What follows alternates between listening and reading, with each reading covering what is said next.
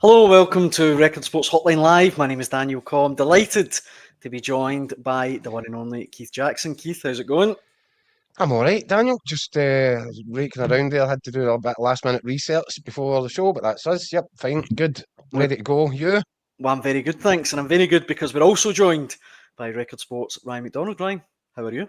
Not bad, mate. And I've done absolutely no research before the show. Well, that makes two of us, Ryan. So don't worry, you're in good company. The one place It's that most unlike me, to be fair. I didn't want to say that, but aye, thanks for that. The one place that I wanted us to start actually is a story of yours, Keith, that is on Record Sport Online. It's been on since this afternoon. As if Celtic's injury woes couldn't get any worse, they somehow have managed to get worse today. Yeah, With news surrounding Cameron Carter-Vickers. yeah, it's a bit of a hammer blow, isn't it? And Celtic, they're trying to catch a break wherever they can find one these days. But it looks very much as if Cameron Carter-Vickers will be unlikely to be back in the heart of Celtic's defence for the rest of this season. He's got an outside shot, we believe. He was going for surgery on a ruptured Achilles this afternoon in London, I believe. But the sort of prognosis is, without any setbacks or complications, a minimum of 6 months, which would be looking at a timeline of it. He could feasibly be back around about April, mid to late April, just before the end of the season. But I think that it's a really nasty one. And given the injury sort of issues that he's had over the recent seasons, there's not a lot of confidence that this will be a straightforward period of rehab for him. And there's already kind of concerns as to whether or not he'll actually be available to play for the States in the World Cup in June. So just another kind of kick right in the home for Celtic at a period in time when they need just something. We're talking, weren't we, about how Hearts, if they're going to pull this miracle off and actually win the title, they would require various things to fall into place. Bad things need to happen to Celtic. Yeah. Well, on the list of bad things to happen to Celtic, being told that Cameron Carter-Vickers might not kick another ball this season would be right up there, Ryan. Am I right? Yeah, 100%. I mean, he's been the first choice defender, probably the outstanding defender in Scottish football since the minute he arrived in deadline day in 2021. I think he's been a colossal figure for Celtic. Albeit this season, I don't think he's been quite the best. No. I don't know whether there's reasons for that. He's also kind of fallen out of contention for the USA international team as well. I think he was only just called up for the first time under Mauricio Pochettino in the last international break. But he's not had a look in for, I think his last appearance internationally was about a year ago. Which for a player of his calibre, a guy who's starred in the Champions League, performed well in Europa League, won trophies galore for Celtic, it's quite surprising. But in terms of just Celtic, yeah, it's just like you say, Keith, it's an absolute hammer blow. I think you saw how badly he was missed at Tynecastle yesterday, whether he's in top form or not. I often think that he's the glue that holds the Celtic defence together at times. And missing a guy of his quality, of his experience for such a prolonged period of time, when Celtic have already got an injury crisis, when they're already down the dumps, when they're already struggling for results and performances, it's disastrous news for Celtic, really. I'll tell you, a really interesting one where Brendan Rodgers was running through some video analysis, and he was talking about the difference that Carter-Vickers makes to how Celtic get at teams, and in the final third, based upon, I think it was a game at Motherwell when Carter-Vickers had been out for a long time and he came back, and Brendan Rodgers was using these video clips to show, look, Celtic without Carter-Vickers, that ball gets over the top, Motherwell get 40 yards further up the pitch, and then Celtic need to get back up there from a way back and deep inside their own territory. Then there was a couple of clips where Carter-Vickers was nicking in front of the centre forward, winning it on the halfway line, rather than having to go chase 40 yards back the way to get after somebody. And that was the difference, and it made Celtic so much more dangerous because they were winning the ball way further up the pitch because of Carter-Vickers' ability to read the situation and his physical strength to not have to get involved with running 40 yards back the way with the striker. And I just thought that was really interesting, but I think it's really serious as well, because that's exactly the problem that Celtic are going to have now. I think how many times have you seen it where he just nips in front of, shrugs off a centre forward, wins the ball back on the halfway line, and Celtic get back on the front foot. And that's a huge part of the way they play. And I think in Brendan Rodgers' first season, I think that was when he was out the team for a while, the results suffered accordingly. Performances dropped. Big time. So it's more than just his defensive qualities that Celtic are going to miss here. I think the way that they want to build the game, he's a massive central part of that as well. Yeah, I think you're right to point that out. I mean, he's always the type of player that seems to be in the right position at the right time, and sometimes that will go unnoticed by fans. Obviously not unnoticed by Brendan Rodgers, but as I say, he's an absolute man mountain. I think I can count probably in one hand the amount of aerial duels I've seen him lose, despite him not being the tallest defender as well. So, and it's another issue as well. Is you look at that night at the Allianz Arena where Celtic went toe to toe with Bayern Munich. Three of that back four now are unavailable. Alistair Johnson's injured. Cameron Carter-Vickers is out for the long term. You've got Liam Scales who's still there, and obviously Jeffrey Schlupp is no longer at the club. Greg Taylor was the first choice left back, who's a major miss at the minute, and obviously you've got Kieran Tierney and Marcelo Saracchi rotating. But yeah, I mean it's a major problem for Celtic, and yeah, without Carter-Vickers, it's just one issue after another at the minute. But the news on Alistair Johnson, Ryan, isn't as bad as it could have been. Yeah, Brendan Rodgers said yesterday it's the same with Kelechi Iheanacho. He was reluctant to put a kind of time frame on it. He did say hopefully be back in a few weeks, but we'll get a further update on that tomorrow. But yeah, I don't think it's going to be a long-term issue, or I don't think it's going to require surgery anyway, because he looked pretty distraught. I was at the game on Thursday, he looked really distraught coming off the pitch, as did Kelechi Iheanacho, but I think they'll be back within the next few weeks. We've got a couple of mini debates going on in the comments, and if you want to get involved tonight, let us know your thoughts on your team, Celtic, Rangers, whoever. Please do so. Whilst we've got you on, Ryan, I might as well get your take on this. I know you've talked about it quite a lot, Keith, but Robert says, is it time for Celtic to drop McGregor? He's getting man-marked in games and it totally throws our game out the window. Green Machine does come back. Did Robert watch the game at the weekend? The Green Machine comes back saying McGregor holds the team together, was Celtic's best player yesterday. And I was going to say that. I think certainly for at least the first, half hour maybe, McGregor was just about the only Celtic player that I thought got pass marks. I don't know about you, Ryan, right? I watched that game, and it looked to me as if Celtic were getting a bit of a chewing in the first 10 minutes. Hearts were coming at them. They raced out the traps. And you can always tell, and I've seen this countless times with Cal McGregor, he kind of looked about and he thought to himself, right, I'll need to take the lead here. I'll need to influence this. So he got, personally, one man basically got hold of that midfield and drove Celtic for the next, I thought, 20 minutes or so. He obviously he didn't just get the equaliser, but at that period in the game, Nygren misses a great chance.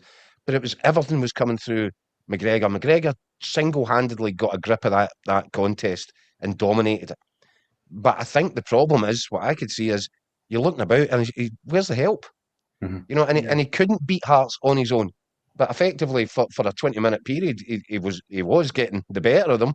But he needed a bit of help, and it's been this case, I think, since the start of the season. I'm not sure how much help he's getting from the other guys in the centre of Celtic's midfield. I don't think the balance is right.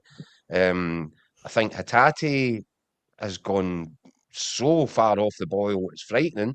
And he looks like a player that doesn't want to really be there anymore. Is kind of there against his will. But Callum McGregor is the very least of Celtic's issues right now. The very least.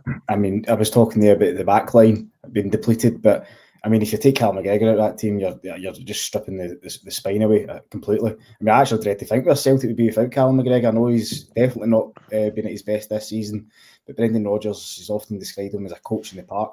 And I've spoken to Callum McGregor twice in the last week, first time at Dens Park and then yesterday at Tynecastle.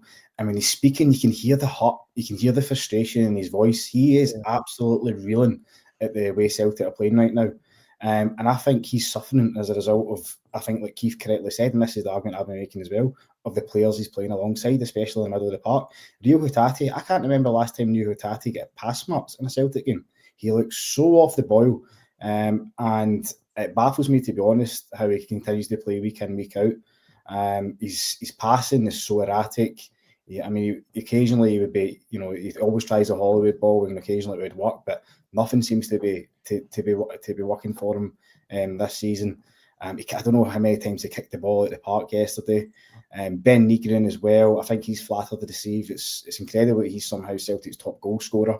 I know it's perhaps unfair to judge him because he's been pulled, 1 minute he's centre mid, the next he's out wide. I don't think Brendan Rodgers quite knows his best position yet.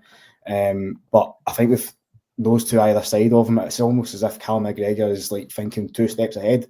I've seen him try to cover Hatate's back and Nygren's back, almost predicting where the ball's going to go when Celtic lose possession. And he's trying to be at 2 places at once. And I think because, as I say, he's been let down by those around him, his form has suffered because of that. And yeah, as I say, I think he was the best. I don't think you can even think about dropping Callum McGregor. He was Celtic's best player yesterday. He really tried to rally the team. I thought the first half he was outstanding. Second half, I think he could probably get man marked out of the game, which is what Rangers have done for the last 2 years, and it's worked. And you wouldn't be surprised to see him do that again at the weekend to try to nullify him. Why? Because he's Celtic's biggest threat. He's the man that makes them tick. I mean, he's not ticking, Celtic aren't ticking, and yeah, that's the kind of situation they find themselves in at the minute. Would you be inclined? Because I certainly would. I'd like to see more of Luke McCowan. Because every time I see him coming off the bench, I think he looks capable of making a difference. I thought even at the weekend, and it was a bit hear him, scare him by the time that he came on, but when he got on the ball, I think he looked to add a bit of composure and craft, and certainly you're going to get the work rate from him. When I'm not too sure that you could say that for the guys that are getting regular starts in there. I don't know. Maybe it's just me, but I like the look of him, and I think he's a player that, I think he could make a difference if he got more starts. He's always got a goal in him as well, Keith. He's always got a goal in him. I think for me, he's definitely more of an impact player. Whenever he's kind of been handed a start, I don't think he's quite seized his opportunity with both hands. He's had, I think he's maybe had 3 or 4 starts this season, and he's not looked, he's not really caught the eye, to be honest. But when he comes off the bench, I do think he makes a difference, and like Dan says, he's capable of scoring a goal or two. Obviously, he scored that goal, the winner, in Flag Day against St Mirren. But he's not really had a run of games, to be fair. He's not really had that, 5, 6, 7, 8, 9, 10 games in a row. No, he can really, stake a claim for a regular run in the side. So maybe he deserves that because, as I said, Rio Hatate, he's just so off form at the minute. And I would definitely, to be honest, I would definitely be picking him ahead of Hatate, that's for sure.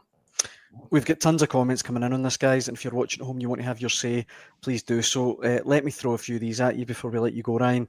Hoopsaholic says, Luke McCowan, great at coming on and picking up the pace, changing a game, but cannot dictate it from the start. This one comes from John Watt. My idea being kicked to shred then, isn't it? John Watt says, McGregor was the only midfielder who turned up. Engels and Hatate were terrible. Paulo wants to know where GSP is. The Manchester City loanees, defensive crisis, can't even get on the bench. Daz says, spot on, Keith. McGregor is a one-man band just now. Green Machine says McGregor misses Scott Brown. John again says Hatate was embarrassing. Robert comes back though, says he was good in the first half, McGregor, but Shankland followed him all over the park. I know he's the least of our worries, but we're needing to try something different. The other big debate in the comments is around Brendan Rodgers, and I'll just quickly fit these in while I can. Ali says Brendan's desperate to be sacked. John says Rodgers got the team wrong. Playing 2 young players at the back was a big mistake. Mark says, honestly, how can a £3 million a year manager not see he's overrunning the position, try Engels or Bernardo there and push him up? And in response to Mark, David Beattie says, Hi, Keith and Daniel. How does it feel being bit players in the Mark Fairfield show? He and the Celtic fans spouting off about replacing Brendan really need to be careful what they wish for. I will once again state he is the best manager we ever had, and with the right backing, he will get us back to what is normal under him. Keep the faith. So, very healthy debate going on there. I don't know what you guys make of all that. For me, I think it's far too premature to even be considering sacking Brendan Rodgers. If Celtic think they're unbothered just now, getting rid of the manager, the third most successful manager in the club's history, the most successful living manager, a man who's won all but 2 major trophies at Celtic across his 2 spells. That's crazy. To consider sacking a man of that calibre at this stage in the season is just, I just don't think it's even on the table. I don't think the Celtic hierarchy will be thinking about that. Another kind of question I would raise to anyone making this argument is: would you trust the Celtic board to appoint the right man as his successor? And if you think that Brendan Rodgers should be sacked, who do you think should come in? Obviously, Ange Postecoglou is going to be the obvious name in everyone's lips, but how many times are Celtic going to go back to old faces? You know, you're talking about the fans are crying out for fresh ideas, for fresh faces in the boardroom. Then that applies that'll apply, in the dugout when Brendan Rodgers eventually goes as well, and on the park. You can't keep going back to old names. Obviously, Ange Postecoglou has just been sacked by Nottingham Forest. It doesn't really seem to me he's the type of guy either that would want to go back to somewhere he's already kind of achieved everything he's going to achieve. It seems to me that he's an ambitious guy that wants to probably do the rounds across all the kind of top leagues in Europe. And for me, I just don't think it's the right time. I think there's a natural ending to Brendan Rodgers' story at Celtic, and I think it's going to be this summer. I think he's said in the past that he's not been offered a new deal, and he's openly admitted that he loves managing Celtic, and he would consider extending his stay if his ambitions were met by the board. I just think there's a kind of third season syndrome with Brendan Rodgers. You look at it, he's first in at Celtic. He left Celtic when they were 7 points clear. They were on course for a treble, but the football wasn't that great, let's be honest. I think at Leicester as well, the third season he started to struggle again this year. In his third term, it's going a bit haywire. So I think the natural ending for Rodgers is at the end of this season, and this is his toughest spell yet. This is why he gets paid £3 million a year. He's got to stand up and deliver. He's got to find answers to Celtic's issues quickly, because one thing's for sure, they can't afford to drop any more points and fall further behind Hearts. But if there's one man that I think deserves time and has got goodwill in the bank, then it's certainly him. The one thing I would say, the problem with all of this is right now, every time you turn up at a Celtic game, there's banners protesting against the board. There's people, with red lines through their faces. All of which means that the Celtic board is having to work extremely hard right now just to keep the wolf from the door, never mind the sharks from the car park. If they made a move against Brendan Rodgers at this moment in time, I refuse to believe that the majority of Celtic supporters would back the board over Brendan Rodgers. Now, by the way, that situation could change if Celtic play, if they don't find a way of raising the levels for the Premier Sport semi-final against Rangers at Hampden, and if Rangers were to somehow win that game, then maybe the attitude will start to swing. But right now, the most unpopular board imaginable, I think they've got a serious credibility and popularity issue.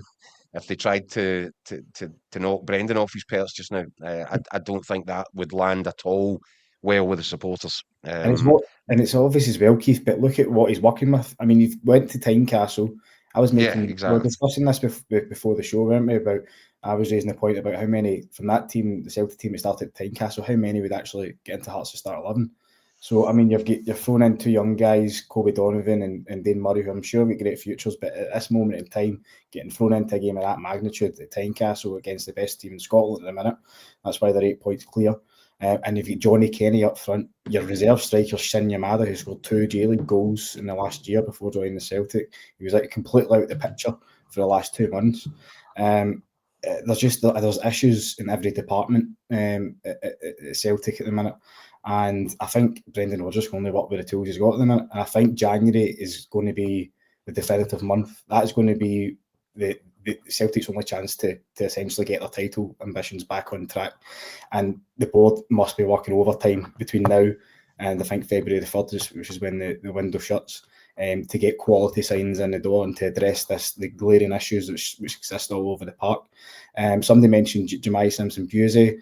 Brendan Rodgers has been reluctant to say he'll be getting a chance or when he's going to be getting a chance. He did actually travel to Tynecastle with the team yesterday, but he was in the stands and he wasn't even involved in the match day squad. So, I think there's glaring. They're in as the nub, right? Because the people who criticise Brendan Rodgers will say, yeah, because he's being stubborn. He could have played trusty. He chose not to at Tynecastle. He could have got Tanecki to play on the right-hand side. He subbed him off instead and then made a big point of stressing he doesn't want to play right and he won't play right. It never crossed my mind to put him on to the right-hand side. But he plays there for his national team. And so people, and this is the argument. We know it's the argument. There are people saying that Brendan Rodgers is actually so stubborn and he's trying to send out messages and he's making choices which makes the starting 11 weaker. Now, I'm not saying that I agree with any of this, but I'm saying that will be the case against him. Yeah. That'll be the narrative. Yeah. So, I mean, is it valid? Yeah, I mean, I think that is just a kind of narrative. I don't personally agree with that. Why would Brendan Rodgers want to be sabotaging his reputation in Celtic just to be stubborn? I think he's going to pick the best team which he thinks he's got available to him. And as I said after Tynecastle with Swanee yesterday, I actually agreed with the team that I suppose that's why I don't get paid £3 million a year, but I didn't have any issues with the team that was put out. I thought Colby Donovan ahead of Anthony Ralston. I think he deserved to start. I could understand the argument about playing Dane Murray ahead of Austin Trusty because of the balance, but then at the same time, I also understand the argument that Austin Trusty and Liam Scales, two left footers, kept clean sheets away to Atalanta and to Dynamo Zagreb last season. But for me, I think Dane Murray, I said before, I think he's got all the attributes to be a top defender, but that was a real setback for him yesterday. And then if you're going to, Johnny Kenny's your only option up front. You're not going to throw Shin Yamada in from the start. So yeah, he can only work with the tools he's got, and that team clearly isn't, aren't up to the standards of which Celtic fans expect, which is why the manager's furious, and which is why all the anger is getting pointed towards the board. Let's not forget, Celtic have been, sorry Dan, but Celtic have been here before under Brendan Rodgers, and I'm thinking back to his first season back when there was a period. I think Clement had just gone in at Rangers and was getting a bit of a bounce and getting results, and there was a period where Brendan was under a bit of heat during that season, but he found a way. He found a way to bring Celtic back out of that hole. And by the end of the season, they were absolutely, monstering teams again. And I think that's what when you strip everything else back, that's the bottom line. There is a little bit of a wobble happening here. Who do you feel most comfortable being in charge of that and finding a way out of the tunnel? And I would say, that's Brendan Rodgers, and it's Brendan Rodgers all day long. If Celtic have got a chance to come back out of this slump and rediscover themselves and get their form back, it'll probably be because of the manager that they've got making the decisions. Yeah, I know you're keen to move on, Dan, but one final point I would like to make is the fact that this Celtic team has been asset stripped. Keith mentions that season where Celtic had to kind of fight back and claw back the lead on Rangers, but they had Kyogo, they had Matt O'Reilly, who was sensational that season. They had, I think, Nicholas Kuna joined the club, albeit he was still finding his feet. They had real strength and depth and real quality. But you look at this current Celtic team and where are the goals coming from? That's the biggest issue. I don't think Celtic have won 3 games in a row in the entire 2025. And yeah, in terms of this season, you look and there's no potency anywhere in the team. As I say, Ben Neekman's your top goal scorer, and I think that kind of really highlights the problem. But we do need to move on. But just very quickly, I wanted to get this point in and just quickly get your take on it. I completely agree with pretty much everything that you've both said. But see, in Rodgers, you know what makes me doubt slightly that you'll see out the season? He's got a big ego, right? And rightfully so, as you say, Ryan. He's, most successful Celtic manager, in our lifetime, I guess. He won't want to be the guy that surrenders a league title to a team outside the Old Firm. I think that. I don't know what you think, Keith. I think that might be in his thinking. He might think, I can't be the guy. He will not throw in the towel down. No. He won't do it. He won't do it. He's made a promise to the Celtic supporters. I did say to you, I felt there was a dangerous moment after the end of the transfer window where I think that he probably had to regather his thoughts and let it percolate for a couple of days as to what the right thing for him to do was. I think he made his decision at that point that he wasn't going to go back on his word. He only leaves Celtic midway through this season if Celtic make that decision. And I don't believe that is something that be actively being discussed at the minute. I totally agree. I think what you just mentioned there, that those few days after the transfer window, if he was going to leave, that was when he was going to hand in his resignation. And you know what? See, at that point, the Celtic fans would have probably backed him. Oh, they'd have backed him big time, right? Oh, they would have backed him, yeah. But now, I just can't see him thrown in the towel because he's got a genuine title threat. That's why he's getting paid the big bucks. And this is the argument I just don't get when people say, "Oh, he's just been stubborn and he's sabotaging the team." Blah blah blah. Why would they do that and put his legacy at threat? A man who's achieved so much. He's not going to want to walk away from Celtic having lost the title to Hearts. So this is, as I say, this is why he gets paid the big money, and he's got to relish a title challenge because he's not really had it across his 2 stints at Celtic. Let's be honest. Well, as I say, we need to move on. Ryan, thank you so much for joining us on the Hotline Live. It is always a pleasure having you on the show, mate. Enjoyed that, lads. All the best. Cheers. Cheers, Ryan. All the best. We've talked a lot about Celtic, Keith, but should probably mention Rangers. I said on yesterday's show that I feel like there's a newfound confidence amongst the Rangers fans watching. Craig Marshall says Rangers beat Hibs on Wednesday and we will steamroller Celtic on Sunday. We can talk maybe a wee bit more about that in depth, but shall we hear from Andy Newport? Record Sports Andy Newport. I caught up with him earlier on today. He was at Ibrox yesterday for their Rangers victory over Kilmarnock. Let's hear what he had to say. Joined on the Hotline Live now by the one and only Andy Newport. Andy, how's it going? Very good, yeah, very good. Daniel, things considered, yeah. So glad to hear it. Excellent. My birthday this week, so nice one. So we're all excited to see what you're going to hand over as a gift. So we're looking forward to it. Well, we know Keith's the hotline, but he's the man with the gifts, and that's what the rare men come bearing gifts. Another man who'd been happy yesterday is Danny Rohl. He got his first Premiership game, I guess, and first game at home as Rangers boss, off to a flying start. A good win over Kilmarnock. Yeah, I think a lot of fans were walking out of Ibrox yesterday afternoon with this kind of strange, fuzzy feeling about themselves. They weren't quite sure how to handle it. Rangers managing to get over the line and get a victory. They're very rare events indeed this day, but yeah, they deserved it. Obviously, changed the shape up, went with a sort of back three, wing backs, kind of a box midfield thing going on, and really just it was extra bodies down the spine of the pitch was really who I think he was looking to achieve, and just giving that extra bit of solidity through the areas, which especially the early parts of the season under Russell Martin, where teams just get so much joy just driving right through the heart of Rangers midfield and their defence. So I think Danny Rohl's quickly established that. He's obviously had a look at the team the other night in Norway. Things could have got off to a much worse start from over there. He's quickly established that this is a team that you really need as many insurance policies as you can get. And so I think that's why he just looked to just stiffen the backbone, stiffen the spine of the team, and it worked a treat. I mean, I think that's probably you would say the most routine win of Rangers season, and obviously they conceded a goal just before half time, and for a moment it threatened to be another difficult afternoon.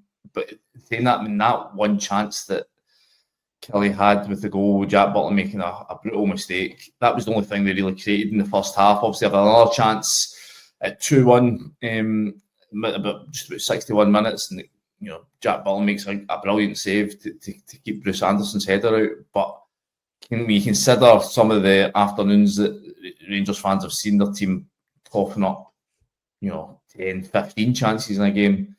I think they can see that as progress, and I think Danny Rohl was absolutely right what he said after the game. It's a step forward. It's a small step forward, but that's all it is. There is a country mile for Rangers still to travel before they can be anywhere confident about challenging for trophies, challenging for titles. So yeah, a promising start at home for Danny Rohl's first win as Rangers manager, first home win at Ibrox for the team since May, which seems remarkable. Absolutely crazy. Aye. Well, I mean, one trophy that they will be challenging for, obviously, is the League Cup next weekend. Next Sunday, isn't it, against Celtic at Hampden? Look, I said before we come on air, it's a weird kind of spot that I think Rangers are in, because I get, as you say, it's a tiny first step, and they were really poor on Thursday night. But see, looking at Celtic yesterday, I really don't think this is any foregone conclusion that Celtic are going to go there and win it. I think Rangers have got a puncher's chance, or better than a puncher's chance, of winning this game on Sunday. Yeah, I still think Celtic are the favourites. I still think naturally they've had the better season, but I mean, it's the footballing equivalent of two bald men fighting over a comb, isn't it, right now? I mean, like, Celtic are just so bereft of confidence and bereft of ideas, where Rangers, are short in firepower and they concede far too many chances. As much as we're just discussing the Kilmarnock game aside, I mean, like the Norway performance, because of how little they have up front, the ball just seemed to be. I don't think Brann last week were any great shakes, but because Rangers just turned the ball over so many times, the Norwegians were just able to come back at them time and time again. Eventually, they just, without actually really cutting through, but eventually the pressure told and they got their 3 goals. But I think what you saw at the weekend there was Rangers' work rate, their intensity off the ball was about as good as we've seen for a long, long time. So I think that'll be key. You can listen. We all know what derby games are like. The Old Firm of the season at Ibrox was arguably probably the worst derby of all time, just for how little chances were created, how little goalmouth action there was, how little genuine quality there was in show on the day. But then, as you say, it goes to a 50-50 split at Hampden. So yeah, I'm sure Danny Rohl will get his players up for that. I think they've still got a big trip to come against Hibs in a Wednesday night, Easter Road. I think that could have a major saying proceedings at the weekend. If Rangers can back to Easter Road with a result, and I still think that's a major ask for this team, just knowing how flaky their confidence levels are. But if they can go there, then that would really tee them up. But on the flip side, if they go and suffer a kind of result that they saw last week, and you saw, I thought Hibs were terrific up against Aberdeen, again a team that gives you plenty of opportunities to attack them and run at them and get behind them, then it could be another messy one for Rangers. So they have to, as Danny Rohl says, keep walking forward. They've taken one step forward. They can't take 2 back here at Easter Road. But yeah, I mean, I think I'm sure we're going to talk about in a minute. But Yusuf Chamiti getting off the mark, Danilo coming in and getting a goal. Derek Cornelius, I thought, restored to the team, looked, a far more reassuring figure and an influential figure at both ends of the pitch. He also gets his goal, but just looked a far better pairing alongside John Souttar than Nasser Jiga really has at any point in the season. So, yeah, there's small grains of, green shoots, if you want to put it that way, that Rangers can look to and think, okay, there's something to work with there. But, I don't think it's at any point where you can be confident of any kind of result over the next, 2 games especially. You mentioned there, Andy, the strikers. Chamiti got his goal. Danilo got his first goal of the season as well. And obviously Majovski's there, who just works his backside off any time I see him play. I mean, who do you think Rohl will go with for these 2 games? Who is his first choice up front? It's a difficult one to answer right now, because you would have said Majowski, I mean, I thought Chermiti was abject over in Norway. That he did, as I say, did nothing to help his team in terms of holding the ball or running in behind. They just seemed to be, didn't look fit for me. He looked like a guy that hasn't played an awful lot of football and wasn't sharp. But obviously comes on, gets his goal, and on Sunday that should lift his confidence. I thought Majowski, I think he's a striker. I think more Rangers fans see him because he's been playing a slightly different way than he was used at Aberdeen. He needs service. I don't think he's going to be the guy who's going to forage his own chances, or his hold-up play is going to really be the thing that drags Rangers up the pitch either. I think you really need to get wingers down the sides and getting balls into the box for him to go and attack, or are we playing balls in behind? So in a strange way, I think Danilo might come back into the equation. I think his ability to link up is maybe perhaps more suited to what Rangers need right now. They need somebody that gives them a focal point. But that's not saying that any of these three options are perfect. Far from it. I mean, I just think. Listen, I think on paper you look at Chermiti and go 6'2", quite quick. You know, a decent sort of physique about him. He should be the guy they're looking to, but he's got a lot of things to prove. Danilo, you know, they're paying him an awful lot of money. They spent an awful lot of money to bring him from Feyenoord a couple of years back. I think he's a clever player, but I think you have to question sometimes whether he's got that real, you know, killer's instinct, killer edge to him to get involved, not just to score a goal, but just to make himself a focal, get himself involved in play. I think he does have intelligence. It's just whether or not he's that real, you know, killer. Yeah, just to get himself involved. I don't think you see an awful lot of that at times. So I think if Danny Rohl can get that out of him, then he might be the option just to get him through to January, because you can be certain they're going to have to improve across the board, every position, especially centre forward, come next month. Just got a few seconds left, Andy, but do you think Rangers will get a result at Easter Road on Wednesday night? I think a draw would be a sign of progress. I think going over there and being able to, first of all, keep a clean sheet. I mean, they're still in this remarkable run. I think it's 25 games now. Yeah. So listen, I think if they can go there and get a clean sheet, even just take a 0-0 draw, I think that would be seen as a sign of progress. But listen, I don't think, as I said earlier, I don't think you can make any bold predictions about this Rangers team right now. There's so many areas in that team that need to be worked upon before they can be confident they're going away to tough venues like Easter Road and getting a result. So no, I think a 0-0 draw would be a result that they could look on with some kind of pride and satisfaction. Andy Newport there, Keith, a little bit earlier on. I know I'm stating the blindingly obvious, but massive week for Danny Rohl. Absolutely huge. Yeah, it is. But it's also early days for him, isn't it? You know, if you try and think about it, what would be the likely response from the Rangers fans if he didn't get a result at Easter Road? It, I think, would be pretty unanimous that he's just in the door, he's trying. At least there are signs that he wants his team to go forward rather than back the way. So I think that there's a bit of scope here for tolerance where Danny Rohl's concerned. And that extends into the semi-final. Now, I would come back to that, I'll caveat that by saying, you know, if he got a real scalping, see, they lose against Hibs and then he took a scalping from Celtic, then I think that you're getting to, that's as much goodwill as he's going to get at that point. Mm-hmm. But even then, I do think that it's not gone into a negative sort of situation. I think he'd just be absolute ground zero, and he'd then need to start getting results as a matter of some urgency. The kind of flip side of that is if you know, we're seeing some of the debates and the comments about Celtic. Where would a defeat at Hampden for Brendan Rodgers, where would that leave him with the Celtic support? So it could be argued there's a bit more pressure on Brendan Rodgers going into this game than is on Danny Rohl.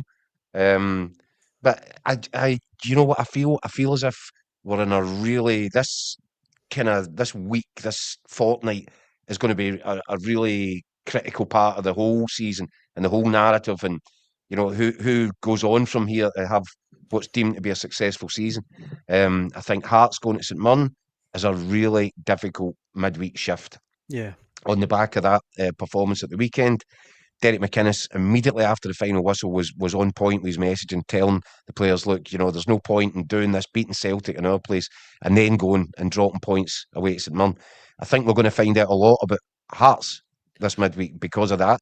How do they respond? Sorry to jump in, Keith, but just on that, I think the thing that really doesn't help Hearts as well is that St Mirren have lost their last two.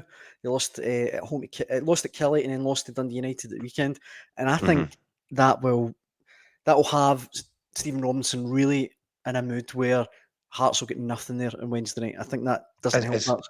It's a difficult place to go. It just is a difficult place to go, and that's all credit to the job that Stephen Robinson's done there.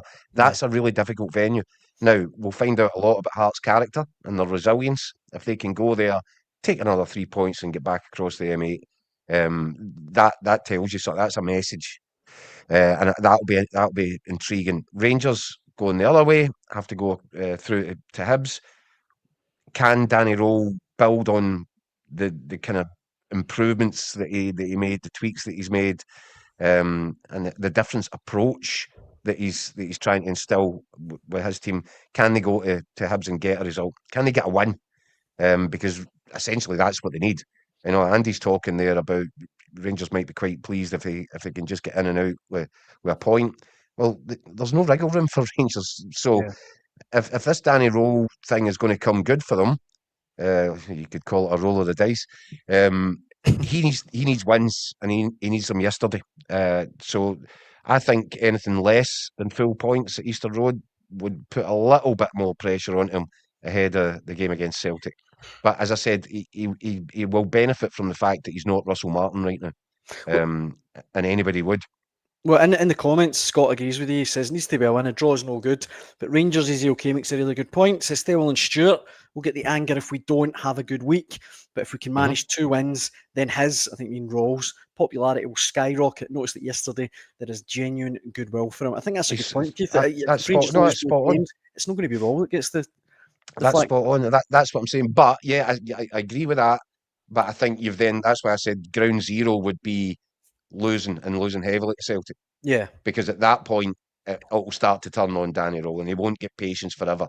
And Thelwell and Patrick Stewart won't be the pantomime villains, to such an extent that it would take all the attention away from what Danny Rohl is or isn't doing on the pitch. So yeah, I think for now, they're the guys that are going to cop it. But depending on how these results go, then after these 2 games, then if they go badly for Danny Rohl, he's going to have to win people over really quickly. And the flip side of that is if they go well for him, if he manages to get a win at Easter Road and then knock Celtic out of the cup, Rangers easy is absolutely spot on. They'll be absolutely eating out his hand by that point. Yeah. So what I'm saying is such a significant few days for Rangers, such a significant away trip for Hearts to go to St Mirren, and then of course Celtic. Now you would look at a home game against Falkirk. That should be a banker. What does the Celtic response look like? And let's keep in mind, by the way, that Falkirk have been doing just fine in their first season back, and they're a good team. And when they were in the Championship, they went to Celtic Park and put on a really, really strong performance. Yeah. So maybe that's a bit disrespectful to say it should be a banker for Celtic, but it should. Yeah. And then of course Hampden and what happens there. So I just feel everybody's at a bit of a crossroads here potentially, and what happens over the course of the next week to 10 days, I think, could have a real significant impact on what the story looks like for the rest of the campaign. I find it fascinating as well, looking at the league table down. That's Hearts, 25 points out of 27. That's an astonishing return, right? But also 22 goals. And then you're looking at Rangers sitting down in 5th just now, 11 goals scored. So Hearts have scored twice the amount of goals that Rangers have scored, and Celtic have only scored 12. Only 1 more than Rangers. Yeah. So, you've got to look for patterns emerging. And the pattern is that Hearts are winning 90-odd% of the points. They're scoring goals left, right, and centre. This doesn't feel like a freakish temporary arrangement. This feels as if Hearts are fully intending to go on from here and to build on it. And again, that's why the reaction, what we see when they go to Paisley, difficult venue as discussed, what they're going to put on there. So yeah, do you know what I mean by that? It just feels like the next few games, I agree with you. next few games could have a real kind of impact on the three of these clubs. Aye, definitely. And one club that we haven't mentioned that we do need to just touch on before we finish, Keith, is Aberdeen, because they've got a new sporting director this evening. Dave Cormack has brought in Lutz Pfannenstiel. I apologise profusely to any German, Spanish, huh? to anyone watching if I've just butchered his name. But I'm apologising to Henrik, the producer, for stealing his joke. Listen, any opportunity you can get. Henrik's he's got good jokes. Just pocket them away. But former goalkeeper, 29 clubs he played for in his career. He's now in to apparently give Jimmy Tilling a hand. Dictionary definition of a journeyman playing career then. 29 clubs. 29 clubs, according to Wikipedia, of course. Some of them that he signed for and never even played for: Huddersfield Town, Nottingham Forest, that he just went in as a backup. But 29 clubs. But he's here apparently to give Jimmy Tilling a helping hand. And I tell you what, he needs something, Jimmy Tilling, because it looked like they were back. They thumped Dundee before the international break. Then obviously that last minute winner at St Mirren. But I mean, what a miserable week they had last week, Aberdeen. Yeah, well, look, do you know something? They did get a couple of results when they really needed it, when the heat was really starting to build on them. But I said at that point, Dan, that everything that I was hearing suggests that there's problems behind the scenes with the dressing room, with these relationships, with the players. There's too much talent in that squad for Aberdeen to be getting the results that they're getting. Yeah. And, I think the manager's contribution to Aberdeen's current state of affairs will have to be thoroughly examined by the new man. And maybe Dave Cormack it was a decision that he didn't want to have to be forced to take. So maybe the new guy can take a look, and once he's kind of examined what's under the bonnet, then he reports back, and maybe Aberdeen realise that the time is right for a change. But it does really feel as if the time is right for a change. It's becoming really, really obvious. And I think, we talk about managers and their goodwill. The goodwill amongst the Aberdeen fans seems to have been exhausted now. And not even the Scottish Cup victory last season is enough to protect Jimmy Tilling and keep him out of the blast zone. It feels like a change is going to have to be made. It does feel the question is, how long do Aberdeen wait before making it? How much worse do things have to get? How much more serious does the league position have to look before they identify the obvious? And sorry, Keith, I was meant to ask this in the Rangers chat. Hugh is one of a number of people. Hugh, he wants to know any news in the Scottish name who joined the Rangers management team. Ronald was asking the same earlier on, just if you've heard any. Sorry to disappoint you guys. No, I mean, we obviously had heard there was two names that were originally linked to Danny Rohl. This was before he withdrew from the process. And those names were Steve Davis and Lee Wallace. Lee Wallace was what I heard, yeah. But there has been nothing to suggest that. In fact, I'm fairly sure it's not going to be Stephen Davis. I don't know about the Lee Wallace, if there's been a discussion going on there. I've even heard Neil McCann's name getting thrown in. Neil McCann's name's in everybody's possible backroom team, isn't he? So, no, at this minute in time, it's radio silence on that, I'm afraid. Sorry, I can't help, guys. That brings us to the end, I think, of Monday night's Hotline Live with Record Sport. Thank you so much for all the comments. We massively appreciate them. We'll be back at 6 p.m. tomorrow night to do it all again. And a couple of people, Keith, actually, are asking if we will be on late on Wednesday night. Oh, yeah. Another late night show, isn't it? And we can disappoint them by saying, yes, we will be on at 10 p.m. But tomorrow night we'll be back at 6. We really hope you can join us then. Keith, it's always a pleasure. Cheers, Dan. Thanks for watching at home. Hope you can join us tomorrow. Cheers.